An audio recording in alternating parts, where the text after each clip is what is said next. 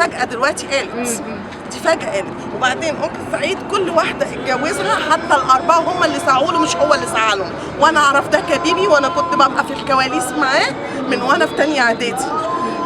أول واحدة يعني تاني واحدة اتجوزها في مصر دي أساسا اللي سعت له، كانت سيدة أعمال يعني أفهم من وست معروفة. حضرتك إن القضايا برضه هتستمر بعد حضرتك تاني التالتة اللي هي مدام عزة أم يوسف، دي برضك هي اللي سعت إليه أكتر من 20 سنة، هي اللي كانت بتحبه وهي اللي بتروح ورا منه من المسرح ده المسرح ده لغاية ما ربنا رايد عشان يوسف يجي. يوسف حد مؤدب، يوسف ما يعملش الحاجات اللي اتقالت في الميديا دي خالص، يوسف نسخة من باباه. أنكل سعيد اللي طلع في الميديا مش كانش هو اللي أنا أعرفه اللي اتربيت عليه وأنا بيبي.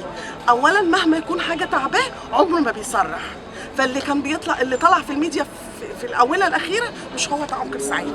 أنكل سعيد مهما كان بيه أضعف الإيمان في القضية اللي هو دخل فيها وكان ظلم، والحمد لله القضاء براه أيام تعاطي مخدرات مع الغائب الحاضر سعيد صالح، ما كانش بيتكلم لغاية ما القضاء براه.